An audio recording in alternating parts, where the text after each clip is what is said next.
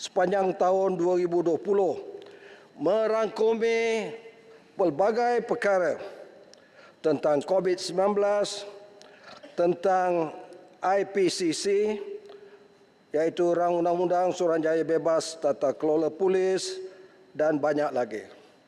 Saya berharap kepada Suhakam apabila dibentangkan untuk laporan tahunan 2021, jika dibentangkan dalam Dewan Rakyat ini pada tahun hadapan, saya harap pihak Suhakam melaporkan, menyatakan pendiriannya, apa pendirian Suhakam. Pada awal tahun 2021, Parlimen ini telah digantung. Negara telah diisytiharkan darurat. Jadi memang tidak adil untuk laporan ini menyebut perkara itu, sebab laporan ini hanya tahun 2020. Saya minta Suhakam yang akan datang ini laporkan pendirian Suhakam. Adakah dia bersetuju darurat itu diadakan? Adakah dia bersetuju Parlimen digantung? Saya sebagai ahli Parlimen, ya nampak Bangi ya. YB Pasir Gudang, YB setuju tak dengan saya bahawa dengan pergantungan Parlimen tersebut ianya merupakan satu pelanggaran hak asasi manusia rakyat Malaysia yang telah mengundi dalam pilihan raya yang 11 dan memilih wakil rakyat mereka? Tuan Sri Speaker, untuk persoalan yang dikemukakan oleh YB Bangi itu saya bersetuju. Satu pelanggaran. Saya sebagai rakyat biasa, sebagai ahli Parlimen, dan Tuan Sri Speaker pun boleh mengesahkan beberapa orang ahli Parlimen kita, termasuk Perdana Menteri waktu itu Ketua Pembangkang, telah mencabar di mahkamah tentang penggantungan Parlimen dan proklamasi darurat daripada Mahkamah Tinggi sampai Mahkamah Rayuan sehinggalah ke Mahkamah Persekutuan. Jadi saya mohon kepada Suhakam yang ada sekarang ini supaya membentangkan pendiriannya dalam laporannya yang akan datang dan kita akan teliti bersama. Sekian, Tuan Sri Speaker. Terima kasih. Terima kasih, Pasir Gudang. Sekarang saya jemput Wabi Raup. Terima kasih, Tuan Speaker. Saya mengalu-alukan langkah kerajaan untuk membentangkan dan membahaskan laporan Suhakam tahun 2020. Langkah ini penting kerana mengiktirafkan hak asasi manusia sebagai asas negara kita. Saya ingin menarik perhatian Dewan kepada isu pertama, iaitu kematian dalam tahanan. Menurut Suhakam, kesemua kes kematian dalam penjara, lock-up polis dan depot immigration melibatkan faktor kesihatan. Contohnya, jangkitan di bahagian dada, sawan dan sakit jantung. Tuan Speaker, hal ini kerana kemudahan lock-up serta penjara usung dan teruk. Isu-isu seperti kesesakan, pengudaraan yang buruk, tandas yang kotor, gangguan penggalan air dan elektrik, kekurangan alatan mandian dan sebagainya. Bagi mereka yang telah jatuh sakit sebelum dimasukkan ke dalam lock-up atau penjara, hal ini secara langsung menjejaskan kesihatan orang tahanan, malahan akan membahayakan nyawa mereka. Kesihatan ahli penguatkuasa juga akan dijejaskan. Mereka juga terdedah kepada risiko penyakit bawaan udara. Tuan Speaker, right to life tercatat dalam Perlembagaan Persekutuan. Setiap orang, termasuk orang tahanan, dijamin untuk menikmati hak ini. Maka saya memberi 4 syok utama untuk isu ini. Pertama, memberi peruntukan kepada agensi kerajaan untuk menambah baik keadaan lock-up, penjara dan depot immigration. Kedua, mewajibkan pemeriksaan kesihatan terhadap orang tahanan sebelum dimasukkan ke pusat tahanan menurut Peraturan Lock-up 1953. Memastikan kesemua tahanan dirawat dengan muara dan kemanusiaan, selari dengan Peraturan Nelson Mandela. Ketiga, menubuhkan unit perubatan di lokal-lokal berpusat dan melengkapkannya dengan kaki tangan dan kemudahan perubatan yang cukup. Tuan Speaker, keempat, semak semula garis panduan hukuman dan menggalakkan hukuman alternatif seperti khidmat masyarakat bagi mengelakkan kesesakan dalam tempat tahanan. Kedua, kuasa membuat lawatan kejutan ke tempat tahanan. Suakam hanya dibenarkan membuat lawatan ke lokal polis, penjara dan depot immigration dengan notis awal kepada ketua jabatan. Tujuan lawatan adalah supaya suakam mampu mendapatkan gambaran yang sebenar berkaitan tempat tahanan. Aspek yang ditinjau termasuk layanan terhadap tahanan, kehidupan seharian tahanan, keadaan tempat tahanan dan sebagainya. Dengan notis awal, pihak berkenaan berpeluang membetulkan situasi demi memberi tanggapan yang baik kepada suakam. Kesannya, suakam tidak mampu memahami masalah sebenar yang dialami oleh anggota penguatkuasa dan juga orang tahanan. Selain itu, jikalau kes kematian berlaku di tempat tahanan akibat salah laku atau kecuaian, sebarang notis awal akan memberi peluang kepada pelaku untuk meroksahkan bukti dan tempat kejadian. Oleh itu, saya menyarankan kerajaan agar membuat perpindahan undang-undang dan memberi kuasa kepada Suhakam untuk membuat lawatan kejutan ke lokal polis, penjara dan depot immigration. Tuan Speaker, Suhakam juga telah menjelaskan kelemahan rang Undang-Undang Suruhanjaya Bebas Tata Kelakuan Polis iaitu IPCC. Pertamanya, kebebasan dan kesesamaan IPCC dipersoalkan. Lantikan Setiausaha Suruhanjaya dilakukan oleh Menteri Dalam Negeri tetapi bukan oleh ahli-ahli Suruhanjaya secara kolektif. Selain itu, IUU tersebut membenarkan pegawai polis yang masih berkhidmat ataupun telah bersara untuk menjadi anggota Suruhanjaya. Kedua, IPCC mempunyai kuasa penyiasatan yang terhad. IPCC tidak berkuasa penyiasatan seperti kuasa penyitaan, kuasa lawatan kejutan ke tempat tahanan. Lebih-lebih lagi, IPCC tidak berkuasa untuk mewajibkan penyerahan dokumen dan bukti sekiranya dianggap menggugat keselamatan atau kepentingan negara. Tuan Speaker, ketiga, kekurangan kuasa penguatkuasaan. Suruhanjaya tersebut hanya berkuasa merujukkan hasil siasatan dan cadangan tindakan kepada Suruhanjaya Pasukan Polis. IPCC tidak berkuasa mengarahkan Suruhanjaya Pasukan Polis mengambil tindakan atau melaporkan tindakan susulannya kepada IPCC. Oleh itu, saya mencadangkan IUU IPCC disemak semula sebelumnya dikuatkuasa bagi mengembalikan accountability polis dan memastikan kewibawaan Suruhanjaya. Tuan Speaker, saya merakamkan terima kasih kepada Suhakam atas usaha untuk menghasilkan laporan ini.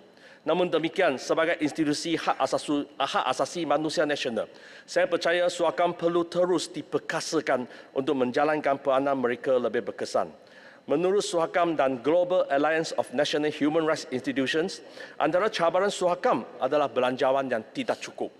Oleh itu, saya mencadangkan kerajaan perpaduan untuk meningkatkan peruntukan tahunan Suhakam dalam bajet 2024 bagi memastikan Suhakam menjalankan mandat secara efektif menurut prinsip Paris. Tuan Speaker, saya selanjutnya mencadangkan bahawa Suhakam memperluaskan skop pemantauannya dan memberi perhatian kepada isu land grabbing. Maksudnya, kerajaan negeri memberi milik tanah yang luas kepada korporat swasta besar dan mengabaikan pekebun-pekebun tempatan yang telah lama mengusahakan tanah yang sama. Saya memberi contoh, sejak tahun 1970-an, kerajaan negeri telah menggalakkan pekebun-pekebun di Raub untuk meneroka dan bercucuk tanam atas tanah terbiar bagi menyokong kehidupan mereka. Pekebun-pekebun selepas ini tidak henti untuk memohon permit atau geran dengan saluran formal tetapi ditolak ataupun diabaikan oleh pihak berkuasa negeri. Akibatnya, ramai pekebun terpaksa meneruskan penanaman mereka tanpa permit ataupun geran demi kehidupan mereka. Apa yang lagi mengecewakan, kerajaan negeri selepas itu memberi geran ataupun kebenaran kepada korporat swasta bagi tanah yang sama. Saya percaya isu ini bukan sahaja berlaku di Raub tetapi di Cameron Highlands dan juga di Perak. Tuan Speaker, pekebun-pekebun ini merupakan mangsa kepada sistem negara. Walaupun mereka digalakkan oleh kerajaan untuk menjalankan aktiviti pertanian tanpa usaha menjadikan musangking jenama Malaysia di antara bangsa. Namun sumbangan mereka tidak pernah diiktirafkan oleh kerajaan. Malahan kerajaan sekali-kali mengecewakan mereka. Kerajaan sanggup memberi geran ataupun kebenaran kepada korporat swasta untuk menjalankan aktiviti pertanian berskala besar, tetapi tidak memberi keutamaan atau prioriti kepada pekebun tempatan yang telah lama mengusahakan tanah yang sama. Suakam perlu meninjau isu ini dengan pendekatan hak asasi manusia. Manusia berhak mempunyai kehidupan yang bermarah, termasuk akses yang munasabah terhadap tanah dan hak untuk bekerja. Setiap orang perlu berpeluang untuk memperoleh nafkah melalui pekerjaan yang dipilih secara bebas dan akan mengambil langkah yang sesuai untuk melindungi hak ini.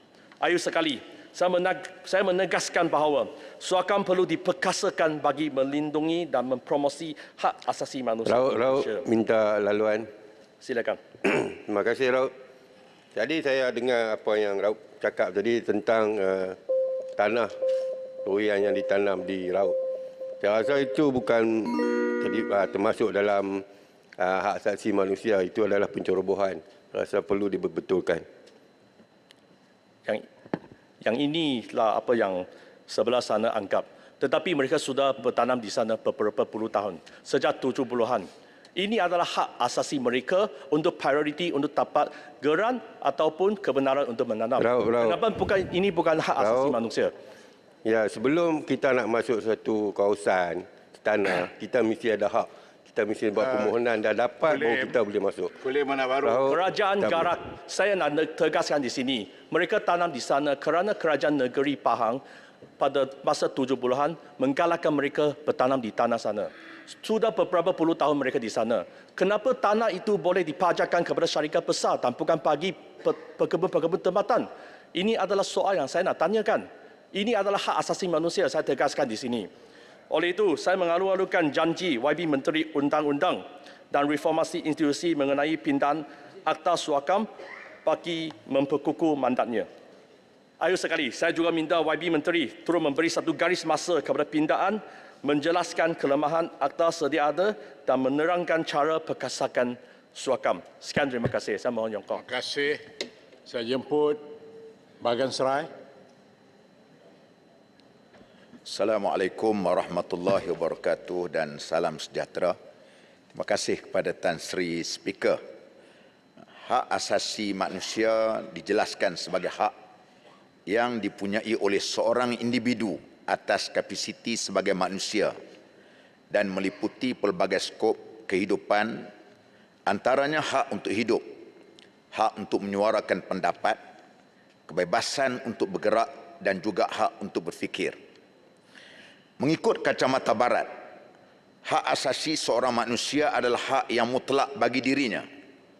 Walau bagaimanapun dari perspektif Islam, hak asasi manusia adalah tidak mutlak dan bermatlamatkan melindungi maruah dan karamah insan yang membezakan antara manusia dengan makhluk yang lain.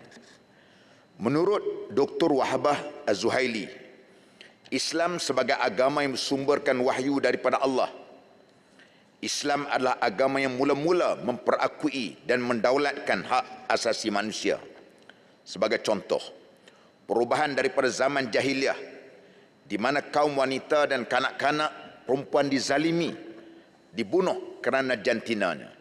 Sebagaimana Allah Ta'ala rakam dalam Al-Quran, dalam surah An-Nahli ayat 58, wa iza busyira ahaduhum bil untha zalla wajhu muswaddan wa huwa kazim. Apabila dikhabarkan kepada seorang daripada mereka bahawa ia dapat anak perempuan, muramlah mukanya sepanjang hari kerana menanggung duka cita, sedang ia menahan perasaan marah dalam hati. Kedatangan Islam mengangkat maruah dan martabat wanita seiring dengan laki-laki. Tan Sri Speaker, jika apa yang diperjuangkan oleh mana-mana individu itu dilihat sebagai usaha menjatuhkan kemuliaan sebagai manusia dan juga menjauhkan diri daripada Tuhan, maka tidak rasional usaha atau pandangan itu dilihat sebagai satu bentuk tindakan menegakkan haknya sebagai insan atas nama hak asasi manusia. Berbeza dengan perspektif Islam, pemikir-pemikir Barat lebih cenderung mengaitkan hak asasi manusia dengan kedaulatan dan kebebasan individu semata-mata. Bagi golongan ini dan para pendukungnya, hak asasi manusia dan kebebasan individu adalah bersifat mutlak dan kepentingan individu mengatasi daripada kepentingan manusia sejagat. Saya percaya pihak Suhakam juga berusaha bersungguh-sungguh dalam mempromosi dan memberikan penerangan berkaitan dengan ketersalingan hubungan antara prinsip hak asasi manusia dan ajaran Islam yang sebenar. Justru itu, sebagai sebuah negara yang punya majoriti rakyat Muslim serta agama Islam sebagai agama rasmi, saya ingin mencadangkan agar diwujudkan sebuah jawatan kuasa khusus dalam organisasi Suhakam, iaitu jawatan kuasa penasihat syariah, bagi membantu dan menerapkan prinsip Islam secara terus, terutama melibatkan keputusan yang dikeluarkan oleh Suhakam terhadap suatu isu yang berlaku. Tan Sri Speaker, berkenaan dengan hak pendidikan, pendemokrasian dalam pendidikan perlu disuburkan di negara ini. Semalam saya didatangi oleh pengusaha-pengusaha yang mengadu nasib berkenaan dengan sekolah Islam persendirian yang terlibat di bawah PBT yang sukar mendapat kelulusan. Lebih daripada 80 buah sekolah yang terlibat, yang melibatkan pelajar melebihi daripada berpuluh ribu orang. PBT telah menghalang kelulusan penggunaan rumah kedai sebagai tempat pembelajaran melalui surat perkeliling serta menyukarkan proses surat kelulusan penggunaan bangunan dan diarahkan supaya ditutup. Kesukaran kelulusan bomba dan kesihatan juga sebahagian daripada proses kelulusan PBT. Ini berlaku di PBT Shah Alam, Subang Jaya dan Petaling Jaya. Akibatnya JAIS tidak dapat mengeluarkan surat kelulusan pendaftaran sekolah sementara atau tetap. Ini akan mengakibatkan pelajar tidak boleh mengambil peperiksaan UPKK, ujian penilaian kelas KAFA dan PSRA, penilaian sekolah rendah agama. Perkara ini amat menggusarkan pihak pentadbir sekolah, ibu bapa dan juga murid. Kerana sekolah yang operasi ini sudah pun lama berlalu, tiba-tiba mengalami kesulitan dan kesusahan kepada pengusaha. Tan Sri Speaker, bercakap berkenaan dengan hak asasi juga. Di dalam laporan ini dilaporkan tentang perjalanan pilihan raya daripada muka surat 81 hingga 88. Cuma pada petang ini saya ingin membangkitkan seperti mana juga dibangkitkan oleh Pasir Mas dan juga Tumpat berkenaan dengan hak asasi kepada ahli Parlimen Pembangkang. Sedang kita berbincang hak asasi manusia, sedar atau tidak ahli Parlimen Pembangkang juga diseksa zahir dan batin. Sepatutnya ahli Parlimen wakil rakyat Termasuk batin sepatutnya ahli Parlimen ini kita adalah sebagai lawmaker, pembuat dasar. Dah tentu kita datang ke sini untuk membuat bincang berkenaan rang undang-undang dan sebagainya. Tetapi realiti yang kami hadapi menjadi pegawai kebajikan, bomba, kadang-kadang setengah tok bidan pun ada, pemandu ambulan, terutama wakil rakyat yang berada di luar bandar, termasuklah di kawasan Ulu Langat, tak itu Ulu Langat, terutama MP yang berada di kawasan luar bandar, di mana rakyat memang rapat dengan kami. Mereka tidak tahu yang kami tidak ada peruntukan. Apabila berlaku satu musibah, wakil rakyatlah yang menjadi tumpuan. Tan Sri pun ada pengalaman. 15 tahun. 15 tahun. Kita ada pengalaman. Situ berlaku. Pengalaman saya sendiri di Bagan Serai. Tempat baru saya, tempat kebetulan, tempat yang selalu dilanggar dengan ribut. Hampir 70 buah rumah yang dilanda ribut. Kita pergi bolehlah bagi dekat 102, tapi kadang-kadang tak sampai hati juga nak bagi. Jadi setiap hari pejabat saya ada minta bantuan. Kadang-kadang ada nak minta buat gigi palsu. Tak bagi, kita tengok kesian dia baca Fatihah tak betul. Kan? Kadang-kadang nak bawa ke hospital. Memang dia perlu, kita tahu bukan ditipu. Dia perlu. Memang dia perlu. Kita tengok background dia, kita cek tengok. Kadang-kadang nak buat temu janji dengan pakar di Kuala Lumpur. Kadang-kadang nak bayar bil tertunggak. NGO, PIBG dan sekolah dan sebagainya. Maka setentulah ini yang berlaku. Permintaan saya ialah, kalaupun tak mau masuk dalam akaun pusat khidmat, boleh parking di pejabat daerah pun tak apa. Tak apa. Kita nak duit, kita reimburse duit kita dulu, kemudian kita claim dekat pejabat daerah berkenaan dengan pendahuluan yang kita dapat. Untuk makluman semualah, untuk saya sendiri dan juga kawan-kawan yang lain, gaji kita ni sebenarnya dapat setelah masuk dalam slip kita RM25,448 RM15. Dah masa habis. Tanya sikit je sebab dulu PM ada sebut minta pembangkang bincang. Dah pergi bincang ke? Itu soalan saya yang pertama. Kemudian yang kedua nak tanya gigi bagan saya okey ya? Tak ada gigi palsu ah. Okey. Okey, apa nak sebut ni? Nak sebut kenaan dengan wang yang kita belanja ni. Untuk pusat saja akan kita bayar kepada parti sebanyak RM4,000. Kepada kawasan Bagan Serai RM1,000. Pusat khidmat sewa RM500. Air api RM1,000. 3 orang staf RM4,800. Untuk kita petrol tol semuanya RM3,000. Orang meninggal tempat saya ni pula setiap hari ada orang meninggal. Tak kurang average dia seorang 2 orang. Sehari 2 orang. Maknanya 30 orang sampai kadang 60 orang. Jadi kita allocate dia, kalau bagi RM50 pun dah RM3,000 dah sebulan. Kenduri kita allocate dia RM3,000. Lebih kurang kita belanja RM17,000. Hak lebih RM8,448.15 itulah dia untuk kita nak makan, berjalan, salam, kalam. Itulah yang ada. Sebab tu Tan Sri Speaker lebih faham apabila saya cakap buat dia senyum. Dia tahu dia mengalami, dia pun juga pernah menderita juga selama 15 tahun kan. Jadi sebab itu Tan Sri Speaker, apa yang saya sebutkan tadi ialah untuk kita melihat berkenaan dengan yang perlu juga diberikan perhatian ketika kita membincangkan berkenaan dengan hak asasi manusia. Terima kasih Tan Sri, terima kasih semua. Baik, terima kasih. Sebelum saya jemput Yang Berhormat seterusnya, saya nak bacakan nama-nama yang akan mengambil bahagian hari ini, dan insya-Allah kalau tak sempat hari ini, kita sambung pada besok hari isu perbincangan laporan tahunan Suakam 2020. Selepas ini saya akan jemput Petaling Jaya, lepas itu Kepung, Kuala Kerau, Gopeng, Jelutong, Arau, Miri, Bakri, Batang Sadung, Tenom, Lubuk Hantu, Sungai Petani dan Batu Pahat. Untuk itu saya jemput Petaling Jaya. Silakan.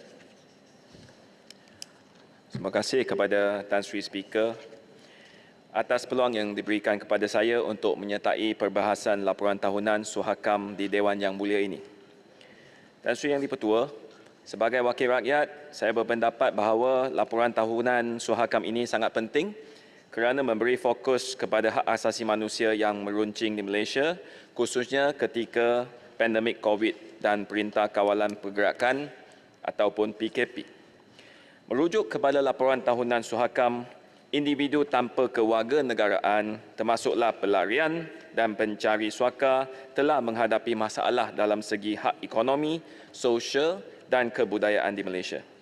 Di sini saya ingin menyuarakan isu tentang pelarian dan pencari suaka di Malaysia. Menurut kepada Pesuruhjaya Tinggi untuk Pelarian Pertubuhan Bangsa-Bangsa Bersatu UNHCR, sehingga November 2022, dilaporkan sekitar 182,990 orang pelarian dan pencari suaka yang berdaftar dengan UNHCR di Malaysia dengan majoriti berasal dari Myanmar. Pelarian ini Malaysia menghadapi halangan yang kritikal untuk mendapatkan peluang pekerjaan. Pada masa ini, kerajaan di bawah Majlis Keselamatan Negara MKN jelas tidak membenarkan pelarian atau pencari suaka untuk bekerja di semua sektor di Malaysia termasuk sektor peladangan.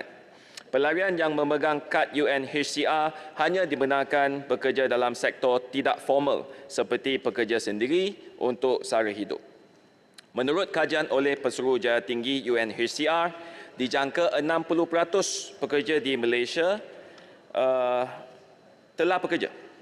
Arahan MKN nombor 23 dikatakan memberi sedikit kelonggaran kepada pemegang kad UNHCR dengan membenarkan mereka bekerja secara tidak formal. Pekerjaan tidak formal di mana menjadikan pelarian terdedah kepada risiko eksploitasi yang tinggi, termasuk penderaan lisan dan fizikal oleh majikan, separa atau tidak membayar gaji dan kekurangan perlindungan dalam persekitaran kerja berisiko tinggi. Sektor pekerjaan tidak formal yang besar di Malaysia yang menyumbang 23% daripada jumlah pekerjaan pada tahun 2021 memberikan peluang sara hidup kepada pelarian. Mereka bekerja secara bergaji harian dalam bidang pekerjaan bergaji rendah. Semasa pandemik COVID-19, majikan di Malaysia berdepan dengan isu kekurangan pekerja. Selain itu, Indonesia juga menghentikan sementara semua proses berkaitan pengambilan pekerja dari negaranya di semua sektor pada Julai 2022, tetapi secara kontradiksi, pelarian tidak dibenarkan bekerja secara rasmi di negara ini kerana Malaysia bukan penandatangan Konvensyen Pelarian 1951 serta tidak mengiktiraf status pelarian, menyebabkan mereka dianggap sebagai pendatang asing tidak berdokumen. Pada tahun 2022, Malaysia menghadapi isu kekurangan pekerja kronik yang memerlukan sekurang-kurangnya 1.2 juta pekerja, iaitu 627,000 dalam industri pembuatan, 120,000 sektor peladangan dan 550,000 dalam sektor pembinaan. Dan isu tersebut telah dibangkitkan tetapi tiada cara penyelesaian yang jelas pada masa itu. Walaupun begitu, golongan Rohingya telah pun menjadi sebahagian daripada tenaga kerja dalam industri berintensif buruh utama di Malaysia yang menghadapi isu yang disebut di atas. Walaupun mereka tidak dibenarkan bekerja secara formal atau sah. Oleh itu, kita perlu mencari jalan penyelesaian untuk menangani isu mengenai pengambilan pelarian dan pencari suakal. Salah satu cara ialah membenarkan pelarian mendaftar dan bekerja sebagai pekerja asing berdasarkan undang-undang sedia ada dengan sedikit pindaan. Dengan ini, pelarian boleh sumbang lebih banyak pada ekonomi di samping hak asasi mereka juga terpelihara. Tan Sri Yang di-Pertua, Malaysia masih belum menandatangani Konvensyen Pelarian 1951 ataupun Protokol 1967 dan tidak mempunyai sebarang kerangka undang-undang atau pentadbiran untuk mengatur status dan hak pelarian. Buat masa ini, pelarian yang memegang kad UNHCR hanya dibenarkan bekerja dalam sektor tidak formal untuk menampung kehidupan mereka. Melalui penambahbaikan yang dibuat pada Arahan 23 MKN, panduan mengenai kebenaran pekerja bagi pelarian boleh diperkenalkan dan saya ingin syurkan di sini. Dengan memperhalusi panduan, kita juga boleh memperkenalkan kawalan secara holistik dan memastikan keselamatan negara sepenuhnya dan tiada komponi berhubung perkara ini. Tan Sri Yang di-Pertua, selain itu, saya juga ingin menyarankan bahawa kerajaan harus membenarkan ahli-ahli parlimen supaya mendapat akses terus ke pusat tahanan imigresen dan penjara supaya dapat mengetahui situasi dan maklumat di pusat tahanan kerana berdasarkan Pesuruhjaya Suhakam Saudara Gerard Joseph bahawa ribuan pencari suaka ditahan di sana pada 20 Mei 2021. Dan buat masa ini, ahli parlimen dan UNHCR tidak mempunyai akses terus untuk mendapat sebarang maklumat berhubung kejadian atau individu yang terlibat dan ini telah menghalang ahli-ahli parlimen dan UNHCR untuk memberikan bantuan kepada mereka dengan segera. Merujuk kepada laporan tahunan Suhakam, terdapat 12 kes kematian dalam tahanan, termasuk 2 kes kematian dalam depot immigration. Di samping itu, menurut laporan yang sama, orang-orang yang ditahan sering menghadapi tempoh penahanan yang berpanjangan, akses terhadap penjagaan perubatan yang terhad dan tuduhan penyalahgunaan. Pada Julai 2022, terdapat 17,703 warga asing di pusat tahanan immigration, termasuk wanita dan kanak-kanak, Tan Sri Yang di-Pertua. Individu-individu ini sering melarikan diri daripada penganiayaan, keganasan dan konflik di negara asal mereka, mendapati diri mereka berada dalam keadaan yang tidak menentu di dalam pusat tahanan ini. Hak asasi mereka yang asas dilanggar dan kesejahteraan mental dan fizikal mereka merosot sementara mereka menunggu penyelesaian tuntutan suaka mereka.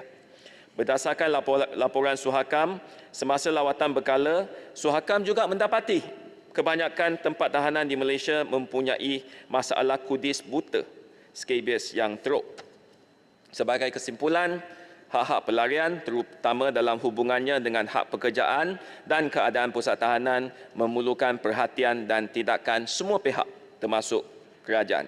Statistik yang disajikan menunjukkan keperluan mendesak untuk mereformasi dan dasar-dasar yang mempromosikan pendekatan inklusif, bukan eksklusif, dan perlindungan pelarian di Malaysia. Mereka juga merupakan abang kita, adik kita.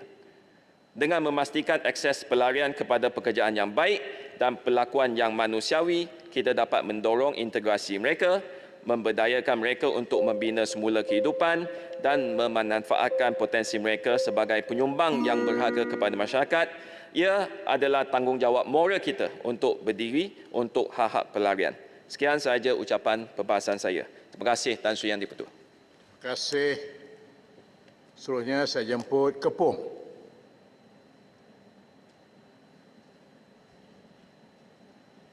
Pun tak ada? Baik. Saya jemput Kuala Krau. Assalamualaikum warahmatullahi wabarakatuh dan salam sejahtera. Tan Sri Yang di-Pertua, terima kasih utamanya kerana memberi ruang untuk saya membahaskan laporan Suhakam pada hari ini. Dalam masa yang terhad ini, saya hanya menumpukan dalam beberapa perkara. Yang pertama sekali, termaktub dalam perkara 3 Perlembagaan Persekutuan Malaysia meletakkan bahawa Islam adalah agama bagi persekutuan. Kerana itu, seluruh pemikiran tentang hak asasi manusia sewajarnya berasaskan kepada pemikiran ini, yakni Islam. Bukan hanya terkongkong dalam kerangka barat. Pada hari ini, kebanyakan pihak di negara ini telah menjadikan barat sebagai rujukan tentang hak asasi manusia, sehingga kita terjerat dengan fahaman yang bertentangan dengan Islam dan juga tradisi ketimuran amalan negara kita. Pemikiran kebebasan melampau dan juga individualistik yang menular dalam masyarakat adalah berpunca daripada pengaruh ini dan pemikiran yang sama. Sikap melampau dan mementingkan diri atas nama kebebasan dan hak asasi manusia adalah bertentangan sama sekali dengan pemikiran Islam. Kita boleh melihat sendiri bagaimana generasi sekini di atas hak dan kebebasan telah menaja dan mempromosi kegiatan yang disebut oleh Yang Berhormat yang lain, iaitulah LGBT, merupakan satu kegiatan yang dicegah sama sekali oleh Islam, bahkan tidak diterima oleh kebanyakan masyarakat timur yang hidup secara beragama. Kerana fitrah bagi manusia, mereka berkehendak kepada agama.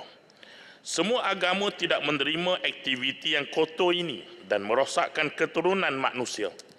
Sebaliknya, agama-agama ini telah mengajar supaya manusia berkahwin mengikut jantina dan sewajarnya.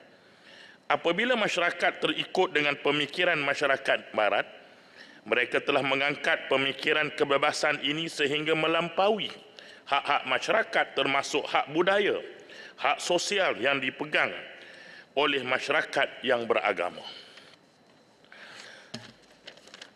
Harus saya ingatkan di sini bahawa kita masyarakat Timur mempunyai pengalaman yang berbeza dengan masyarakat Barat.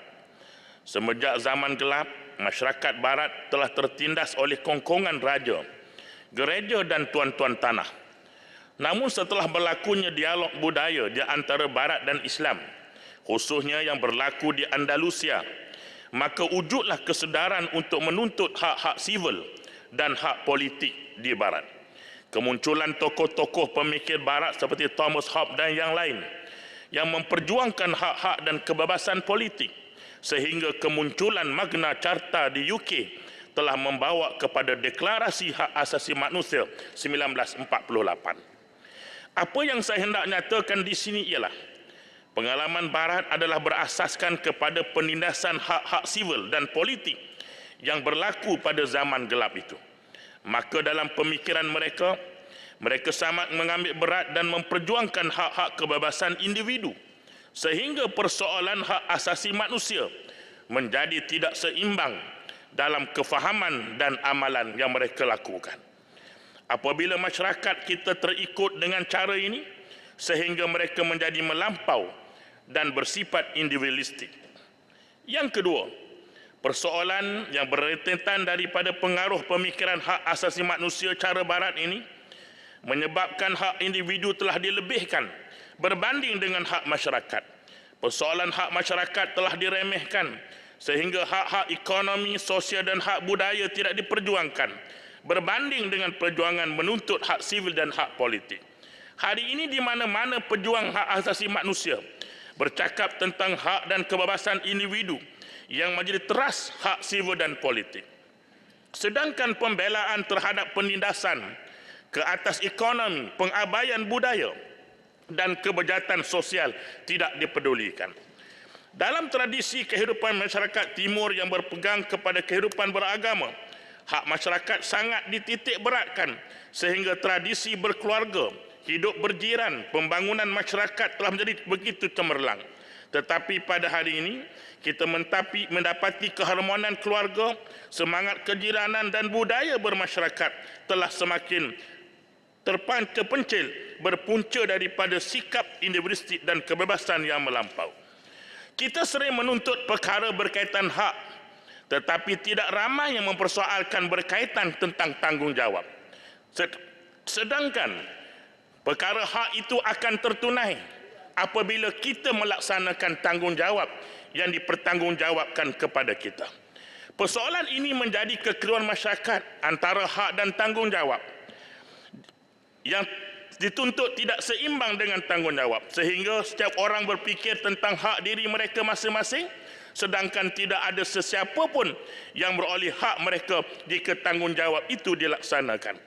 Berasaskan kepada kekelaruan ini, saya suka mencadangkan kepada Dewan Yang Mulia, Islam yang pertama, Islam hendaklah jadikan kerangka asas pemikiran hak asasi manusia di negara ini selaras dengan Islam sebagai perlembagaan, sebagai agama bagi persekutuan. Perjuangan hak asasi manusia sama ada aktivis, suhakam dan kerajaan sendiri mestilah mempunyai keseimbangan di antara hak sivil dan politik yang membentuk hak individu dengan hak ekonomi, sosial budaya dan membentuk hak dalam masyarakat. Yang ketiga, kerajaan dan aktivis HAM wajar mewujudkan kesedaran bertanggungjawab ke dalam masyarakat, kerana sebahagian besar persoalan hak yang timbul ini adalah berpunca dari bersikap tidak bertanggungjawab yang dipertanggungjawabkan kepada kita. Tan Sri Yang di-Pertua, saya mengucapkan tahniah kepada pihak Suhakam yang telah melakukan tugas dengan baik sebagai penasihat dalam menjamin hak asasi kemanusiaan di Malaysia. Saya tertarik untuk merujuk salah satu usaha yang dilakukan oleh Suhakam, iaitulah pembangunan modul hak asasi manusia menerusi kurungan A dan B dalam bab 1 muka surat 5 dan 6. Bagi saya ini merupakan suatu usaha yang baik dalam menerapkan kefahaman tentang hak asasi manusia, terutamanya kepada pihak berwajib. Pun begitu, kefahaman rakyat berkaitan hak asasi manusia adalah sangat penting, bahkan ini mesti ditanamkan di peringkat silibus sekolah-sekolah. Saya menyinggung juga tentang melalui laporan akhbar menyatakan bahawa terdapat bekas tahanan mengalami masalah mental setelah dibebaskan oleh pihak berkuasa. Sebagai contoh, Tentang kes Mustazah Abdul Rahman ditahan di bawah SOSMA.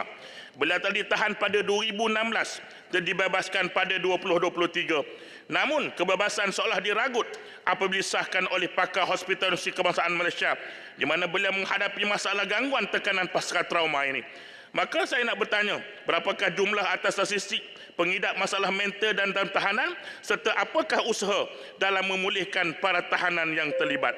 Dan sebagai akhirnya, saya suka menyebut bahawa dalam agama Islam bukan sahaja hak manusia tetapi diri kita pun ada hak. Jiran kita ada hak. Namun, berapa orang yang pernah bertanya, kita sering mempertanyakan tentang hak asasi manusia. Tapi jangan lupa, kita adalah hak Allah.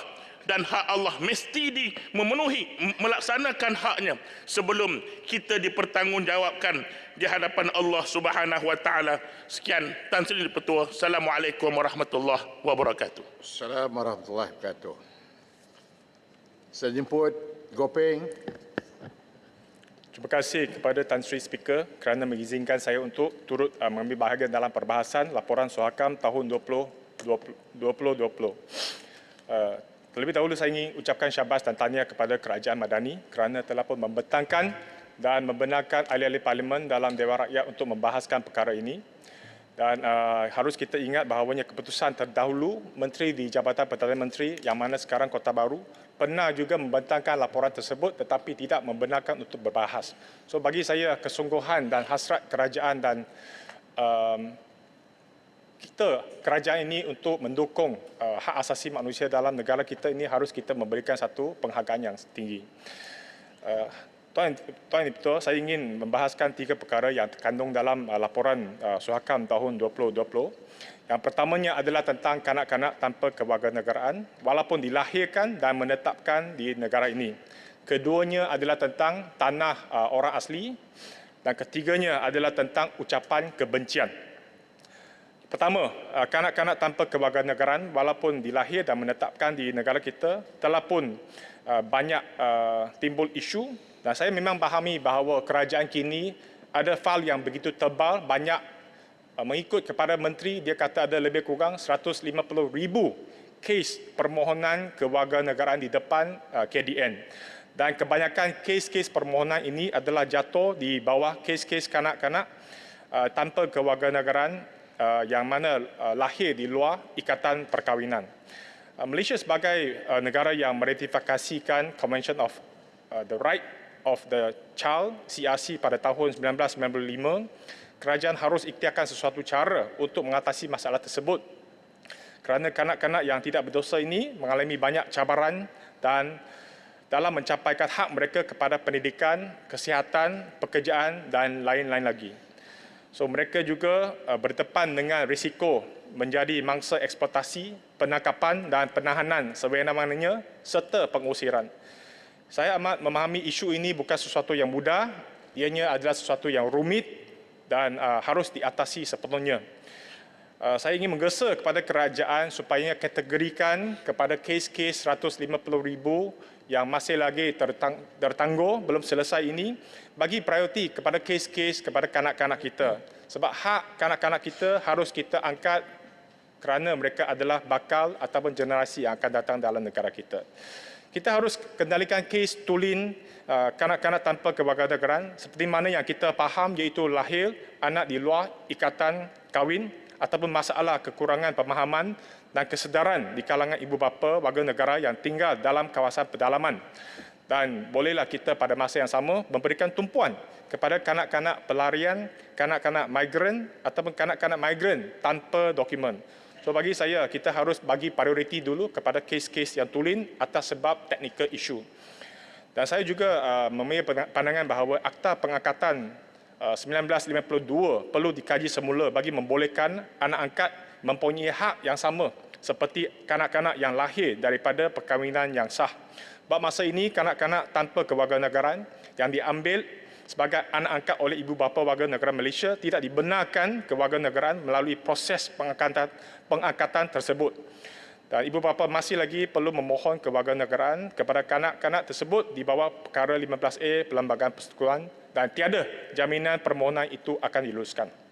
Kedua adalah tentang isu tanah orang asli. Isu tanah sentiasa menjadi cabaran bagi masyarakat orang asli, iaitu isu yang tidak dapat dituntut dan diberikan laluan di bawah bidang kuasa Jabatan Perhutanan demi projek-projek pelombongan dan perhutanan. Saya tidak membantah pembangunan, tetapi kita harus juga lihat kepada akta. Dalam Akta Orang Asli 1994, Seksyen 6, 7 dan 8, kuasa untuk menentukan kawasan rezerv dan hak menduduki orang asli terletak di bawah pihak berkuasa negeri. Malah Seksyen 6/3 memberikan kuasa penuh kepada pihak berkuasa negeri untuk membatalkan keseluruhan ataupun sebahagian atau mengubah mana-mana pengisytiharaan kawasan orang asli yang dibuat di bawah subseksyen -1. Kesemua ini menyebabkan populasi yang semakin meningkat ini di kalangan masyarakat orang asli menghadapi cabaran yang besar, di mana isu pendidikan, isu kesihatan dan sebagainya, dan paling susah adalah tentang isu tanah. So, maka saya ingin mencarakan kepada kerajaan supaya duduk bersama dengan kerajaan negeri bagi memperketatkan lagi Akta Orang Asli 1994 dan punca-punca kuasa yang lain yang sedia ada demi menjaminkan hak kawasan rezerv dan hak menduduki masyarakat orang asli. Dan ketiga adalah tentang ucapan kebencian. Dalam laporan Suhakam menunjukkan bahawanya waktu pandemik telah pun mendorong berlakunya isu perkauman dan isu berita palsu banyak di Malaysia. Ucapan berunsur kebencian dan sikap menyalahkan pihak lain menyebabkan stigma dan tekanan kepada beberapa kelompok masyarakat. Saya bersetuju bahawanya pemimpin politik dan pempengaruh media sosial hendaklah menahan diri daripada terlibat dalam kempen penyebaran maklumat palsu dan salah, stereotip serta menyebarkan mesej yang tidak bertoleransi. Kesemuanya akan mengundangkan kepada ketidakharmonian dalam masyarakat kita. Pada pandangan saya, bukan setakat hanya musim pandemik berlaku fenomena ini, tetapi menjelang musim pilihan raya seperti sekarang bertepan dengan musim pilihan raya negeri, selalu kita dicemari oleh ucapan-ucapan pemimpin politik berbau kebencian dan syarat dengan propaganda dan berita palsu yang boleh menimbulkan ancaman besar kepada keharmonian dan keselamatan negara. Saya ingin memberikan beberapa contoh pemfitnahan, pemalsuan kenyataan yang telah pun dilontarkan oleh mereka-mereka yang kuat fitnah dan menyebarkan berita palsu, dan akhirnya sekumpulan besar di antara mereka yang berbuat demikian telah pun menemui tindakan dan hukuman, seperti pemimpin-pemimpin, segelintir pemimpin di sebelah sana yang mengatakan bermacam-macam tentang larangan azannya, tentang sokongan jual arak, LGBT, terima dana judi, anti-Islam, dapat dana DAP dan sebagainya. Saya harap perkara ini tidak boleh kita bertoleransi atas hujah-hujah mereka yang sengaja menimbulkan kekeliruan, kebencian dan bagi saya berita palsu yang akan mengundangkan ketidakharmonian yang berlaku di kalangan masyarakat kita. Dan ini terbukti bahawanya mereka adalah fitnah, pembohongan, sama ada mereka telah pun menerima hukuman yang setimpal dengan kesalahan mereka ataupun mereka telah pun memberikan mohon maaf secara Gopeng, terbuka. Minta laluan Gopeng. Dalam Gopeng. boleh sila. Minta laluan. Okey, saya nak minta pandangan Gopeng. Okey, tentang pendakwaan rasuah yang terpilih. Kan? Ada setengah-setengah dari pihak sini diambil tindakan secepat mungkin Kes dan mana? ada di sebelah sana ditinggalkan dan disilentkan. Adakah mana? ini merupakan salah satu daripada perainan dalam hak asasi manusia? Kes mana? Kes mana? Kes mana selective prosecution? Boleh sebut? Macam isu kapal SES. Dalam siasatan sudah bagi tahu kan? Lepas tu? Itu isu hak asasi manusia ke apa? Tak apa, saya teruskan. Okey, tak apa. Boleh, masih. Tapi saya ingin menyatakan sokongan saya terhadap show dalam laporan tersebut bahawanya seruan kepada kerajaan untuk membaharui undang-undang seperti Akta Komunikasi dan Multimedia tahun 1998 dan Akta Ucapan Kebencian sebagai usaha untuk menangani masalah ucapan kebencian, berita palsu yang kini telah pun menjadi tabiat segelintir pemimpin politik dan social influencer. Akhir kata, saya ingin menyambut baik juga ada beberapa usaha yang mana kerajaan telah pun buat dalam memperbagikan kedudukan hak asasi manusia dalam negara kita, tentang hak kanak-kanak yang mana telah pun dalam proses untuk menubuhkan Jabatan Pembangunan Kanak-kanak. Yang keduanya memberikan perlindungan kepada kanak-kanak yang daripada kelakuan jenayah seksual, yang mana kita telah pun buat pindaan di IUU. Dan ketiga adalah pindaan untuk perlembagaan persetujuan tentang kewarganegaraan anak yang dilahir di luar negara oleh wanita Malaysia yang berkahwin dengan warga asing. Dan yang paling penting adalah dalam proses untuk menumbuhkan Majlis Media Malaysia, yang mana usaha ini telah pun dimulakan oleh Yang Berhormat Damansara sekarang. Dulu dia pucung ketika beliau menjadi menteri, dan ditangguh seketika oleh pentadbiran terdahulu, dan kini dalam usaha untuk aktifkan semula majlis tersebut, dan kita akan memberikan kebebasan sepenuhnya kepada pihak media untuk melaporkan segala berita berpandukan kepada prinsip dan dasar yang baik.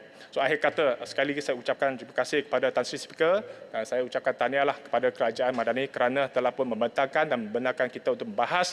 Saya menyokong sepenuhnya segala show-show yang termaktub dalam laporan Suhakam tahun 2020. Terima kasih. Baik, terima kasih. Seterusnya saya jemput Jelutong. Terima kasih Tan Sri Speaker. Saya pertamanya ingin merakamkan penghargaan kepada pasukan Suhakam yang telah pun membentangkan laporan di Dewan Yang Mulia ini.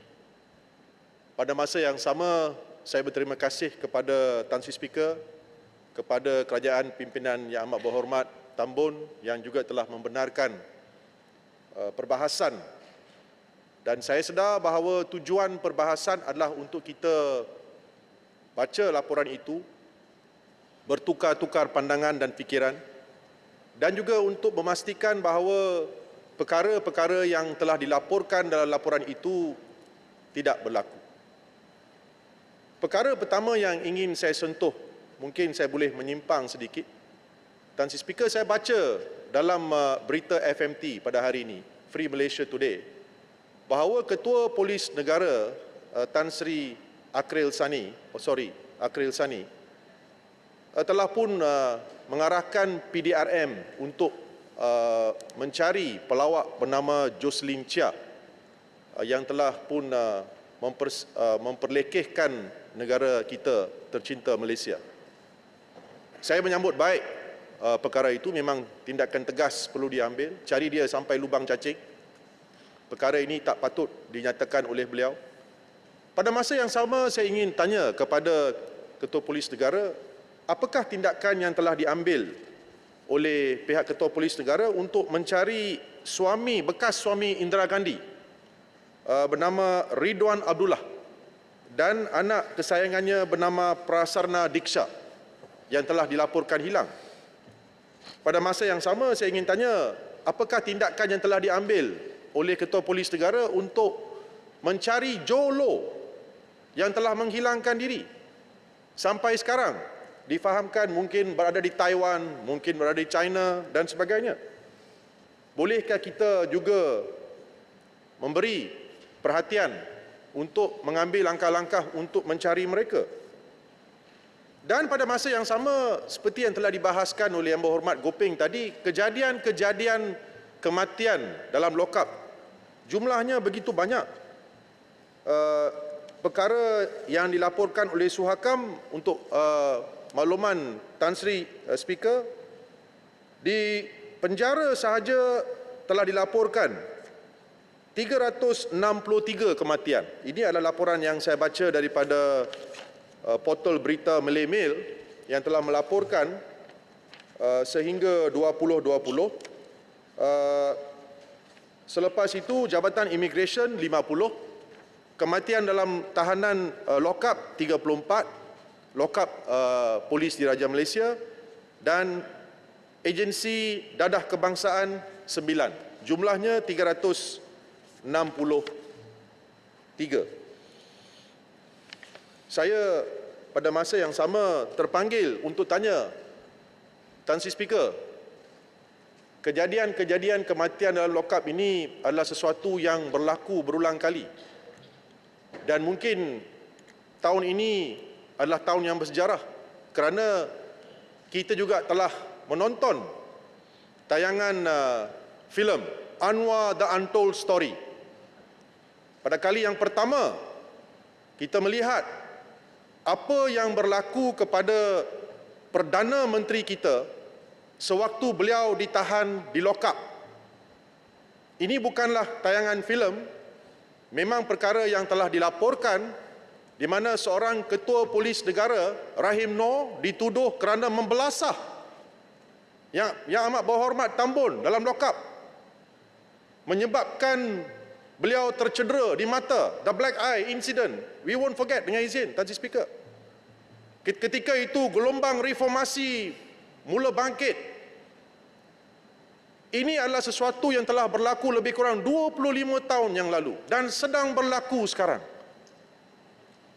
Apakah tindakan yang akan kita ambil untuk memastikan bahawa perkara ini tidak akan berulang? Daripada ulasan yang saya dengar, Yang Amat Berhormat Tambun telah hadir menonton filem itu dan mengatakan bahawa keadaan sebenar di dalam lokap di mana beliau ditahan lebih teruk lagi, parah. Apakah yang sedang berlaku kepada negara kita? Bagaimanakah kita ingin memastikan perkara-perkara ini tidak akan berulang? Memang seseorang yang ditahan di dalam lokap itu disiasat untuk satu kesalahan. Seseorang yang ditahan di penjara sedang menunggu perbicaraan di mahkamah. Tetapi kita harus memastikan bahawa hak asasi mereka untuk ditahan dengan keselesahan asasi perlu diberi perhatian selalu. Saya ingin tanya Tan Sri Speaker, kalau Tan Sri Rahim Noor telah dituduh membelasah Yang Amat Berhormat Tambun, siapa Perdana Menteri ketika itu? Memang kita tahu mantan ahli parlimen Langkawi Tun Dr. Mahathir. Bukankah perlu beliau juga disiasat? Kenapa perlu Ketua Polis Negara menanggung seorang sahaja? Dan di sisi undang-undang tidak ada hadnya, bukan seperti kes-kes sivil.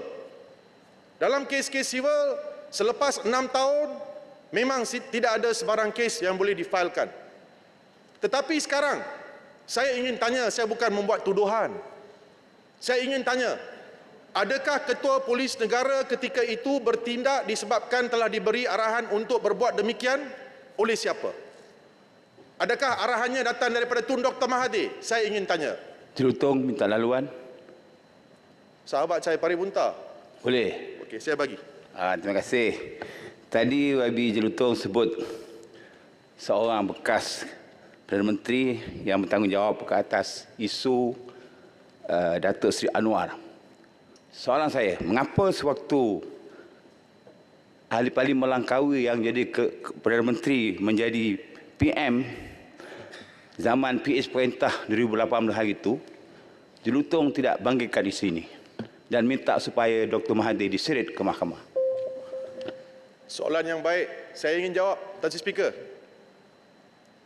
Ketika itu, beliau bersama-sama dengan kami.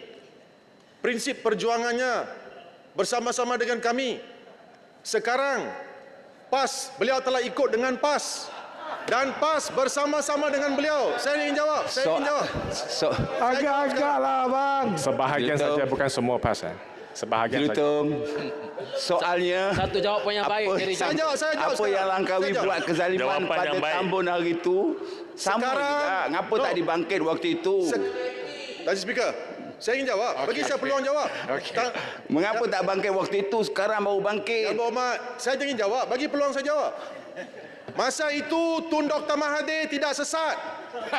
Sekarang bersama-sama PAS, Tun Dr. Mahathir sudah sesat. Oh, sebab dia tak bersama kamu tuduh sesat. Jelutong. Apalah Jelutong? Tapi Jelutong tak betul ni. Aduh. Tukar tajuk Permintaan lain lah saya. Jelutong. Tak payah ungkit benda lama-lama. Permintaan saya, Sembang lebih. Sembang kencang. Tan Sri Speaker, permintaan saya. Kalau perkara itu dilakukan oleh Rahim Noor, Ketua Polis Negara di atas arahan, saya bukan buat tuduhan, saya tanya saja siasat perkara itu. Dan kita bawa Tun Dr. Mahathir untuk menghadapi pertuduhan sebab tidak ada had masa. Saya Masa tidak mencukupi, Tan Sri Speaker. Ya, tu. Tapi saya Duduklah Jelutong. kali pertama saya lihat gambar The Untold Story berani mendedahkan apa yang berlaku kepada seorang insan biasa yang memperjuangkan hak rakyat Malaysia. Ini adalah perkara yang patut kita lihat, beri perhatian, dan saya menggunakan kesempatan ini untuk minta Menteri Dalam Negeri, Ketua Polis Negara ambil perhatian. Kalau boleh, ambil tindakan. Terima kasih, Tan Sri Speaker. Baik, terima kasih. Sekarang saya jemput Arau. Silakan dengan gadget dia. Nampak? Arau ada gadget ni ya. Okey, sikit ya Tan Sri. Betulkan gadget dulu. Sikit ya Tan Sri, betul sikit lah. Silakan. Bismillahirrahmanirrahim. Assalamualaikum warahmatullahi wabarakatuh. Sebagaimana biasa, apa khabar rakyat Malaysia? Apa khabar orang muda? Jangan lupa solat. Yang Muhammad Tan Sri, speaker yang saya cukup kasih. Seperti yang kita sedia maklum bahawa Suhakam ini adalah sebuah badan berkanun persekutuan yang ditubuhkan di bawah Akta Parlimen, iaitu Akta Suruhanjaya Hak Asasi Manusia 1999. Suhakam telah wujud hampir 24 tahun. Tetapi adakah hak asasi manusia di Malaysia semakin baik? Atau seperti yang disebut oleh rakan-rakan saya dari Perikatan Nasional, kita masih menggunakan naratif dan cara fikiran barat untuk hak asasi manusia. Saya ingin menyokong Penggalan Cempa yang meminta agar Akta Suhakam dipindah dan dimasukkan deklarasi Kairah sebagai salah satu sumber undang-undang hak asasi manusia di Malaysia selain daripada Perlembagaan Persekutuan. Sewaktu saya masih lagi dalam Kabinet, kerajaan pada 2018 telah melancarkan Pelan Tindakan Hak Asasi Manusia Kebangsaan, dan di dalamnya ada dinyatakan berkenaan dengan hak asasi manusia dengan acuan tempatan, iaitu mengambil kira adat, kepercayaan, kebudayaan serta agama masyarakat di Malaysia. Adakah Kerajaan Madani pimpinan Tambun akan mengimplementasi Pelan Tindakan Hak Asasi Manusia tersebut? Yang berikutnya ialah saya ingin mensentuh tentang halaman 23 dan juga 24 laporan tahunan Suhakam. Yang Muhammad Tan Sri yang betul, saya dan juga rakan-rakan saya nak bagi tahu di bawah sini disebut tentang perkara 10 perlembagaan. Kebebasan untuk bercakap, bersuara, dan ini telah ditimbulkan oleh pihak pembangkang lah, DAP itu utamanya, menyatakan ini hak bersuara, hak bebas untuk kita bersuara. Okey, kita tidak ambil tindakan, kita benarkan. Tetapi yang Muhammad Tan Sri yang betul, kami dan rakan-rakan daripada PN sekarang ini sering diintimidasi oleh Kerajaan Madani kerana kami bersuara dan exercise our rights guaranteed by Federal Constitution. Jadi saya ingin bertanya, adakah Suhakam memantau perkara ini? Dan yang mutakhir ialah saya dengar cerita lah, saya pun tak tahu siapa yang saya cakap sehingga boleh menimbulkan sesuatu yang mengancam akta keselamatan. Yang Muhammad kenal saya, bolehkah bila saya bercakap sikit saya buat tangan macam tu, saya buat tangan 5. Tangan 5. Mereka dah panik, 5 ni apa dia, bulan 5 ke? Tengok Madani pun ramai-ramai tunjukkan dia punya slogan baru 5. Jadi tak jadilah. Jadi sekarang daripada masa saya bocap di Padang Serai sampai bulan 5 dah jadi huru hara ke negara? Tampil. Jadi huru hara ke? Yang lepas tu umumkan ambil tindakan. Saya nak bagi tahu Menteri Dalam Negeri sekarang Amerika Syarikat telah menurunkan Malaysia ke tahap 3. Tahap 3 ni bermakna apa? Disenarai hitamkan dalam kes pemperdagangan manusia, iaitu tahap yang terburuk disebabkan tidak memenuhi piawaian minimum untuk menghapuskan kegiatan dan tiada usaha signifikan melakukannya. Yang berhormat, pada halaman 28 pada April 2019, Suhakam telah mengeluarkan laporan yang bertajuk So Like Fish, iaitu tentang pemperdagangan manusia yang berlaku di Wang Kelian. Selepas itu kita dipantau. Saya ingin bertanya kepada Yang Amat Menteri, bagi perhatian kepada perkara ini. Thailand telah mengambil tindakan, saya tak pasti berapa orang, tapi saya anggap dalam pemikiran yang saya dengar antara 7 ke 11 orang general ditangkap kerana terlibat dalam kes perdagangan manusia di Wang Kelian. Di Malaysia saya pasti pasukan keselamatan tak terlibat. Sebab apa? Mereka ni orang baik-baik kerana mereka menyokong Perikatan Nasional bawah-bawah ni. Belum masanya kita mentah lagi. Tapi ini yang Menteri patut sibuk, iaitu tunjukkan kepada dunia yang kita serius mengambil tindakan dalam kes Wan Kelian. Ya Muhammad, masa itu saya dengan gagah berani saya pergi panjat tempat tu 2 kali saya panjat. Dan saya dimaklumkan bahawa ada 28 kamp. Dan satu kamp boleh menempatkan antara 5,000 ke 10,000 orang. Dan kamp itu adalah berbentuk ala Vietcong yang dibina dengan begitu cantik dan strategi, di mana disebut tentang petak-petak di situ. Ini petak orang sihat, ini petak orang tak sihat, ini petak yang belum bayar lagi dan sebagainya. Yang ini patut siasat. Dan bila kita siasat, tentulah mereka akan melihat kita serius. Dengan itu tidak menurunkan kita ke tahap 3. Yang paling penting nak dibincangkan dalam laporan Suhakam ni bukan mencerita pelbagai ya Muhammad, tapi tunjukkan kepada dunia bahawa kita serius tentang menghentam perdagangan manusia. Jadi ini antara yang so like fish ni. Suhakam, adakah Suhakam buat pemantauan sejauh mana Malaysia ambil tindakan? Oleh kerana Malaysia perlahan menyebabkan kita diturun daripada tahap 2 ke tahap 3. Ini cukup serius. Kerajaan patut bagi perhatian. Yang keduanya, kita juga dari segi pihak kerajaan, maaf Tan Sri saya segan nak sebut, tapi kerajaan telah mencabuli hak asasi manusia. Ya Muhammad, kerajaan cabul hak asasi manusia. Tak payah ni ahli parlimen semua nampak kami. Kamu nak nampak kami. Kami macam kamu juga, ya. Cuba kami ni cantik macam speaker, kami pakai tie, kamu tak pakai, ya. Jadi kami macam kamu. Tiba-tiba hak asasi kami sebagai ahli parlimen dinafikan. Hak kami untuk dapat peruntukan dinafikan. Kerajaan mencabuli hak manusia, asasi manusia. Wahai rakyat yang dikasihi sekalian, orang muda, tukar kerajaan ini, kerajaan 6 negara. Arau dah gunding ke Arau? Untuk dah bolehkan kita Arau akan bagi perhatian sirat dan beri keadilan kepada semua. Arau, kalau kita meminta, Arau, soal berkaitan dengan bajet tu Arau. Arau, soal berkaitan dengan bajet kamu ulus Selangor. Ulang tak kacau lah. Ulus Selangor duduk. Duduk je lah. Ulus Selangor duduk. Tak kacau. Duduk. Ulus Selangor duduk. Ulus Selangor duduk. Arau. Ulangan duduk. Saya nak tanya. Saya nak tanya Arau. Dah bincang ke? Duduk. Dah pergi bincang. Penyamun. Saya berdiri. Kamu duduk. Saya berdiri. Kamu duduk. Saya berdiri. Saya berdiri. Nampak ni. Speaker. Orang yang tidak ikut peraturan. Point of order. Saya hari ini saya datang langsung. Panggil penyamun. Penyaga. Penyamun. Penyaga. Order, Datuk Yang di-Pertua. Point of order. Orang Pak. Point of order, Datuk Yang di-Pertua. Point of order. Ya.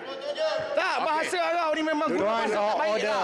Orang Selangor tak boleh terima orang macam ni. Kalau tak ikut time order, tak boleh jadi ahli Cakap orang parlimen. penyamun. Siapa yang penyamun? Awak berkawan dengan penyamun. Ulangan. Jana wibawa awak Point tunggu. of order. Akap orang penyamun. Cakap elok-eloklah sikit. Tak ada bahasa, tak ada adab. Yang di-Pertua, dia yang mulakan Tapi dulu. perangai teruk. Ulangan 1. Duduk. Duduk Arau sekejap. Point of order. Puan order ya. Datuk Tan Sri Yang di-Pertua. 35-1. Seorang ahli yang tak bercakap adalah bangun di tempatnya dan apabila dipanggil ataupun dalam hal ini diberi laluan oleh pembahas. Dan Tan Sri Yang di-Pertua, ini bukan pertama kali Ulu Langat buat macam ini. Sudah berkali-kali. Saya minta Tan Sri Yang di-Pertua ambil tindakan yang sebaiknya supaya kita jaga harmoni parlimen kita ini. Itu saja Tan Sri. InsyaAllah. Arau, saya tambah 2 minit lagi Arau. Silakan. Yang Muhammad, Suhakam saya nak beritahu, hak kami sebagai ahli parlimen dicabuli oleh seorang manusia di sana. Ini hak bercakap. Saya tak bagilah. Kamu tunggu masa kamu. Ya ni, peruntukan kami tak bagi. Lepas tu dia bangkit tak berhenti. Maaf, speaker bagi amaran banyak kali dah. Semua speaker bagi amaran. Tapi dia di situ lah. Boleh minta laluan. Bagi Hak tampil ahli sikit parlimen pun telah dicabul. Boleh minta laluan. Kepada orang-orang muda, Ulangan tak boleh, ini kopeng boleh masa tak? untuk Minta kita laluan, boleh. kalih sokong Perikatan Nasional. Boleh atau tak boleh? Akhir sekali Tan Sri Yang Arau, tampil sikit. Boleh atau tak Tampil boleh? sikit, tampil. Boleh. Arau, tampil sikit. Arau nak bagi tak? Nak bagi tak? Boleh tak? Yang Muhammad kata, Nanti mungkin tambah 1 minit. okey, Arau, ini saya bagi 30 second, tu saya berhentikan. Siapa Arau? Ha? Tampil. Siapa yang bangun dulu silakan. Tampil, Arau. Baik. Sejak sekian Ya, sila tampil. Tampil dulu, silakan. Tak apa, undak pun boleh, ini boleh, tak ada problem. Arau, sejak sekian lama mengenai peruntukan kepada pembangkang ni memang tak ada pun. Kenapa baru hari ini timbul? Cuma penggal lepas ada sedikit waktu Bera menjadi Perdana Menteri ada peruntukan sebab ada MOU.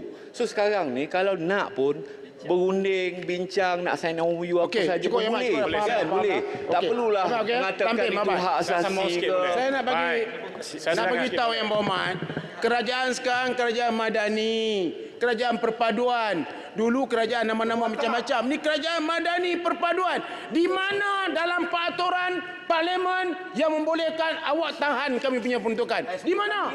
Di mana dalam bajet yang mengatakan peruntukan ni khas untuk PH? Kami tidak ada. Dah bagi kami peluang dah. Dah bagi peluang kita untuk akan buat laporan nanti. Berbincanglah, Rau. Diamlah kamu. Tamping, Gopeng duduk. Tamping, Gopeng Tamping duduk. dua. Sorry ya Tamping. Jangan marah. Saya kesian kat awak. Tapi Orang kalau awak suruh masuk bincang, ke tak nak sini, bincang. kita akan pastikan kita akan buat yang terbaik. Dan akhir kali Speaker, saya minta janganlah mencabuli hak asasi manusia. Dipanggil atas dulu. Selesaikan. Dipanggil ahli parlimen. Kami tak minta. Arau, tanya sikit boleh tak? Ya. Arau, kalau Arau jadi kerajaan, Arau nak bagi tak dekat Saya jadi kerajaan. Hari ini jadi kerajaan. Besok saya bagi. Tipu lah. Dulu Arau jadi menteri. Dulu jadi kerajaan. Sekarang tak bagi. Dulu jadi kerajaan. Sekarang tak bagi. Sekarang jadi rektorat. Kamu tak bagi. Ini semua hipokrit. Tipu. Kalau nak jadi kerajaan, mimpi sajalah. Akan dibagi peruntukan. Mimpi sajalah. Dulu jadi menteri tak bagi, sekarang retorik. Meletakkan keadilan. Pandai tipu saja Arau. Okey Arau, masa cukup Arau. Dia Saya dah bagi. Dia bukan. Saya dah bagi 2 minit. Saya dah bagi. Punya show dah habis. Arau punya show dah habis. Duduk Arau. TikTok sudah habis. Arau punya show dah habis. Arau tipu. Bila saya tunai janji, perkataan tipu tak timbul daripada kami. Kami adalah orang-orang PN yang serta mengamalkan sesuatu yang baik. Kami orang yang mengamalkan agama yang baik. Kami Yang lain tidak mungkin lah, ekstremis. Arau bukan. Kami Yang lain tidak mungkin. perkauman. Tapi Arau Yang bukan. perkauman Arau tu kuat ada tipu. pelaksana sekarang. Yang anti apa tu, yang ultra kaisu dengan izin juga di sana. Kami semua baik-baik. Terima kasih Tan Sri. Baik, terima kasih. Semoga Allah berkati. Assalamualaikum warahmatullahi wabarakatuh. Baik, terima kasih. Arau, gadget boleh off kan sekarang, gadget. Okey, saya jemput Miri. Terima kasih kepada Tan Sri Speaker kerana memberi peluang kepada saya untuk membahaskan laporan Sohakam. Saya akan fokus kepada 2 isu utama di bawah laporan Pejabat Sarawak dan juga orang asal Sarawak. Pertama sekali, iaitu di muka surat 911, di mana isu kewarganegaraan telah mendominasi kategori aduan yang diterima oleh Pejabat Sarawak. Seperti yang kita sering hadapi di mana-mana tempat, 2 isu kewarganegaraan utama yang sering berlaku adalah seperti berikut. Pertama, melibatkan pendaftaran lewat dokumen pengenalan diri seperti sijil kelahiran dan kad pengenalan dalam kalangan penduduk luar bandar. Yang kedua, kanak-kanak yang ibunya merupakan warga asing dan bapa merupakan warga negara tetapi kedua-dua mereka tidak mendaftarkan perkahwinan dengan JPN. Kami amat menghargai usaha KDN yang telah menyatakan hasrat kerajaan dalam mempercepatkan proses penilaian permohonan warga negara yang melibatkan kes-kes yang dinyatakan tadi. Melalui kenyataan media Menteri Dalam Negeri pada 9 Mac 2023, sebanyak 946 permohonan kewarganegaraan tertunggak di bawah Perkara 15A bagi negeri Sarawak yang akan diselesaikan pada Jun 2023. Saya memohon KDN untuk menerangkan berapa kes yang telah berjaya diselesaikan setakat ini dan terdapat berapa jumlah keseluruhan kes yang masih tertunggak. Saya berharap pihak KDN juga boleh mengatakan perancangan timeline dengan izin KDN untuk menyelesaikan tunggakan-tunggakan kes ini dalam masa 5 tahun ini. Saya juga merujuk kepada Shosho Pejabat Pesuruhjaya Kanak-Kanak dan ingin bertanya kepada KDN sama ada KDN akan membuat pertimbangan yang sewajarnya terhadap show yang dinyatakan dalam Pejabat Pesuruhjaya Kanak-Kanak sebagai langkah penyelesaian kepada isu kewarganegaraan. Kalau kita bicarakan tentang isu kewarganegaraan bagi kanak-kanak, isu yang sering dikaitkan juga adalah hak pendidikan kanak-kanak.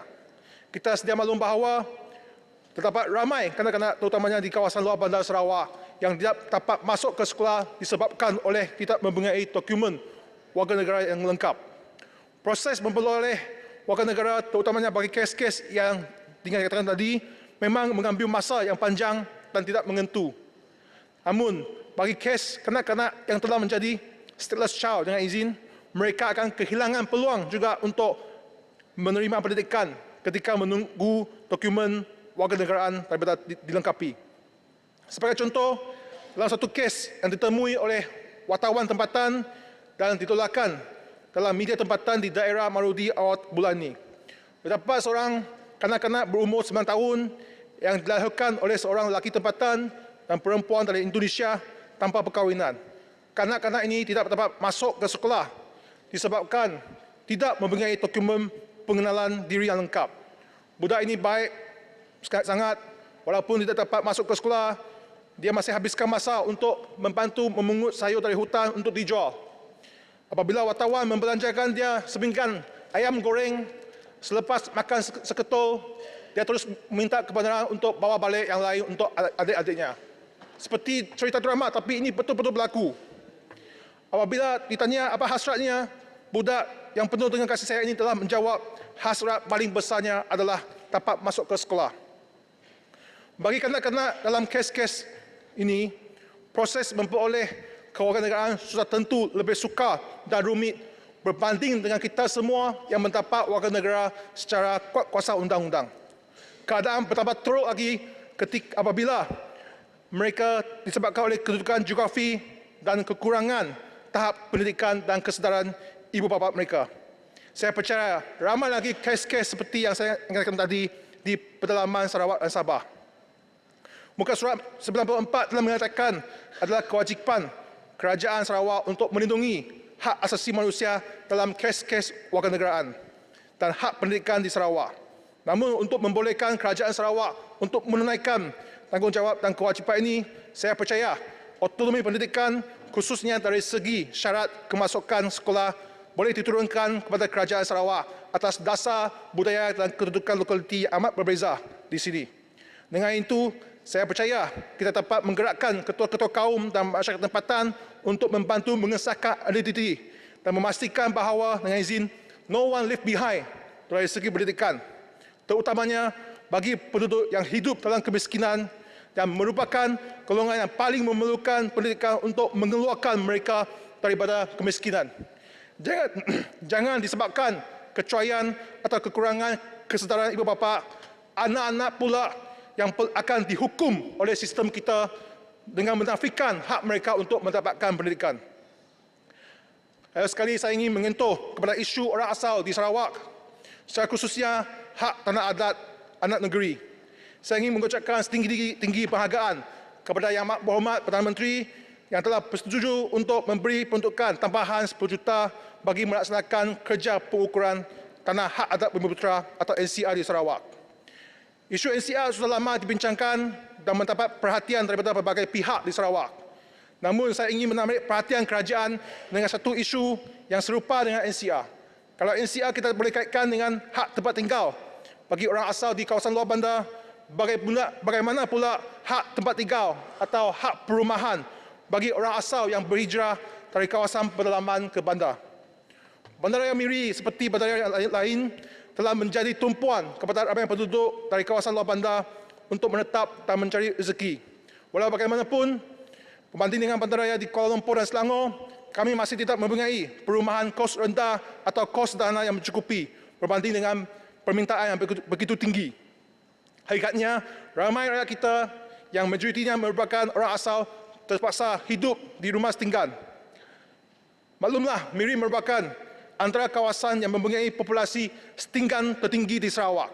Salah satu daripada ketiga-tiga dun di bawah Parlimen Miri sudah terdapat 690 isi rumah setinggan. Begitu juga dengan kes-kes di mana 4 atau isi rumah atau 20 lebih orang yang terpaksa berkongsi atau hidup dalam satu rumah. Keadaan ini amat membimbangkan kerana bukan sahaja kualiti kehidupan mereka amat mencabar, malah keselamatan diri mereka juga sentiasa berada dalam risiko. Maklumlah, dalam tahun ini secara purata hampir setiap bulan berlakunya satu kes kebakaran. Kebanyakannya berlaku di kawasan rumah setinggan dan rumah yang mempunyai terlalu ramai penghuni. Oleh yang demikian, saya berharap kerajaan akan memandang berat terhadap hak terhadap perumahan dalam kalangan rakyat kita. Kerana sekiranya kita tidak mempedulikan mereka atau terus membiarkan mereka hidup dalam kesusahan, ini juga satu penafian terhadap hak asasi manusia rakyat kita. Sekian, terima kasih. Terima kasih. Seterusnya saya jemput Batang Sadong.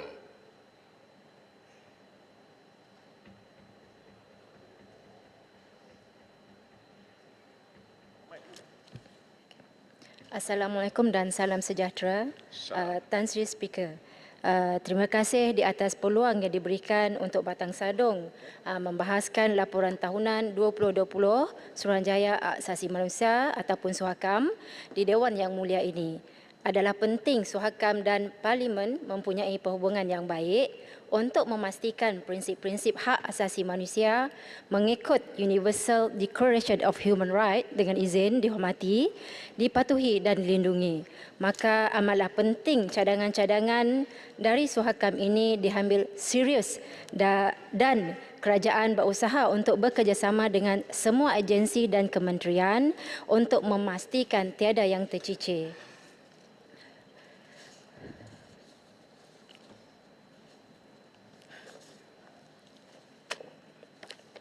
Sekejap. Suhakam adalah kumpulan yang mahukan Malaysia dikenali kerana melayan rakyat secara adil di seluruh dunia. Mereka telah menulis laporan dengan cadangan tentang cara untuk menjadikan keadaan lebih baik untuk orang ramai, terutamanya kanak-kanak. Laporan itu membincangkan pelbagai masalah yang mempengaruhi golongan yang berbeza seperti wanita, kanak-kanak, orang asli dan pekerja. Kita perlu bercakap mengenai cadangan-cadangan ini di Parlimen supaya kita boleh membincangkan isu-isu kritikal mengenai hak asasi manusia dan membuat keputusan bagaimana untuk menjadikan keadaan lebih baik untuk semua orang. Tan Sri Speaker, untuk perbahasan laporan Suhakam 2020 pada hari ini, saya ingin memfokuskan kepada bab berkaitan dengan isu kanak-kanak. Sebelum itu, untuk makluman semua, pejabat Suhakam di Sarawak mendapat 46 aduan daripada orang ramai yang mengatakan hak mereka tidak dihormati.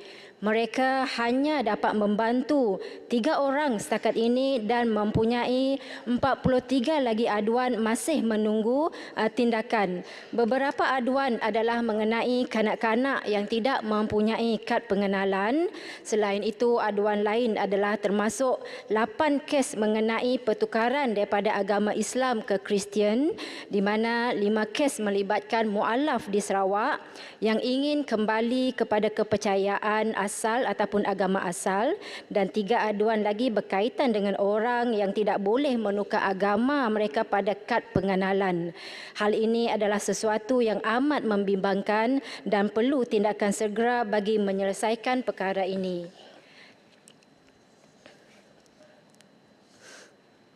Pejabat Suruhanjaya Sarawak dan kanak-kanak telah memaklumkan kepada Menteri Kebajikan, Kesejahteraan Komuniti, Wanita, Keluarga dan Pembangunan Kanak-kanak Sarawak bagi membuat beberapa cadangan untuk membantu untuk memastikan semua kanak-kanak boleh pergi ke sekolah tidak kira di mana mereka tinggal. Melalui Kementerian Pendidikan, satu polisi iaitu Zero Reject Policy adalah prinsip dalam pendidikan inklusif yang menegaskan bahawa setiap kanak-kanak berhak menerima pendidikan tanpa diskriminasi atau penolakan. Dasar ini menekankan bahawa semua kanak-kanak termasuk kanak-kanak dengan keperluan khas dan mempunyai masalah dokumen diri harus diterima dan diberi peluang yang sama untuk mendapat pendidikan yang berkualiti. Pejabat Suruhanjaya Kanak-kanak di Malaysia telah memberitahu kerajaan bahawa mereka perlu membuat perubahan kepada undang-undang untuk melindungi kanak-kanak daripada berkahwin terlalu muda. Pada tahun 2018, Parlimen Malaysia telah memperkenalkan pindaan kepada Akta Perkahwinan 1952 dengan memperkenalkan larangan terhadap perkahwinan di bawah umur 18 tahun. Namun pindaan tersebut masih perlu dilaksanakan secara komprehensif di semua negeri dan mungkin terdapat perbezaan dalam pelaksanaannya di seluruh negara. Walaupun ada usaha untuk menghentikan perkahwinan di bawah umur di Malaysia, perkahwinan muda masih menjadi isu yang kompleks dan sering dikaitkan dengan faktor sosial, budaya dan agama. Kerajaan dan pelbagai agensi terus berusaha untuk mempertingkatkan kesedaran tentang kepentingan pendidikan, kesihatan dan kesejahteraan kanak-kanak serta menggalakkan perkahwinan pada usia yang lebih matang. Mereka mahu memastikan semua sekolah berdaftar dan membuat program untuk membantu kanak-kanak pada masa hadapan. Dijangkakan pada tahun 2030, perancangan untuk menghentikan perkahwinan kanak-kanak berhasil dilaksanakan.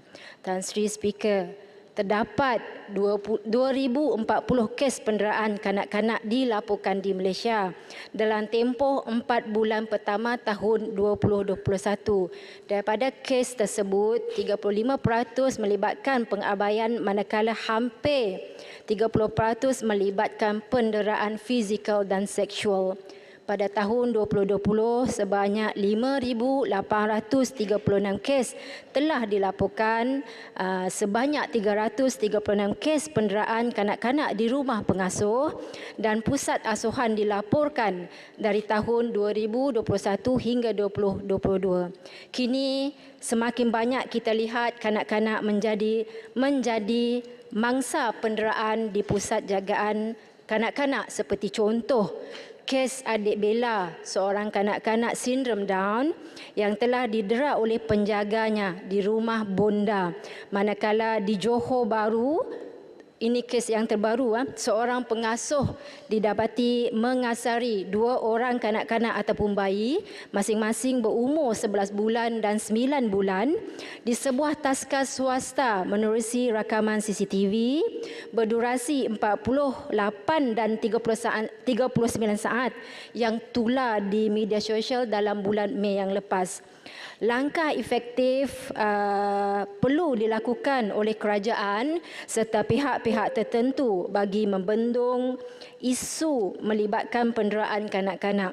Fokus utama yang perlu dilihat adalah segi jaminan keselamatan serta kebajikan kanak-kanak sekiranya mereka ditempatkan di bawah pusat jagaan ataupun taska.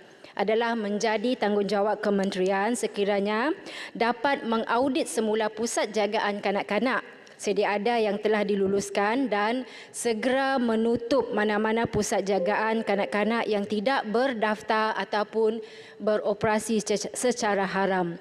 Oleh itu amat penting sekiranya kerajaan memperketatkan syarat pendaftaran serta mewajibkan pengambilan kursus penjagaan kepada semua pengasuh di rumah lindungan kanak-kanak. Kita tidak mahu lagi mendengar sebarang kisah-kisah sedih yang menyayat hati. Di Malaysia pada 2.3% orang dewasa dan 9.5% kanak-kanak berumur 10 ke 15 tahun mengalami masalah mental. Kerajaan berpendapat peratusan ini akan terus meningkat. Isu kesihatan mental di Malaysia dikaitkan dengan tingkah laku bunuh diri di mana 142 kes dilaporkan pada tahun 2021 dan 631 kes dilaporkan pada tahun 2020. Jadi peningkatan kes adalah sebanyak 80%. Selain daripada itu, 2 minit ya, Tan Sri Speaker. Silakan. Selain daripada itu, terima kasih. Selain daripada itu, orang dewasa yang ada masalah kesihatan mental juga boleh mempengaruhi kanak-kanak. 1 daripada 20 kanak-kanak berusia 5 hingga 9 tahun di Malaysia mempunyai masalah kesejahteraan mental. KKM merekodkan 424,000 kanak-kanak di Malaysia disahkan mengalami masalah kesihatan mental. Lantas perlunya cadangan supaya talian bantuan untuk kanak-kanak dikendalikan oleh individu berkemahiran yang mampu mengendalikan situasi panggilan daripada kanak-kanak berkaitan isu kesihatan mental. Jadi kita semua tidak dapat menafikan peranan dan tanggungjawab Suhakam dalam membongkarkan lebih banyak kes yang mencabuli hak asasi manusia dan mempromosikan pendidikan hak asasi manusia di Malaysia adalah amat perlu untuk memastikan segala hak dan kebajikan setiap rakyat Malaysia terus dipelihara dan dilindungi. Sekian, terima kasih dari Batang Sadung. Terima kasih Batang Sadung. Batang Sadung ialah pembahas terakhir hari ini. Kita masih lagi ada 5 orang, iaitu Bakri, Tenom, Lubuk, Hantu, Sungai Tani dan Batu Pahat. Jadi saya minta 5 orang ni sambung besoklah ya. Kita nak baliklah awal hari ini. Oleh yang berhormat, mesyuarat Dewan hari ini ditangguhkan hingga jam 10 pagi, hari Rabu 14 Jun 2023. Sekian, Assalamualaikum warahmatullahi taala wabarakatuh dan selamat beristirahat. Terima kasih.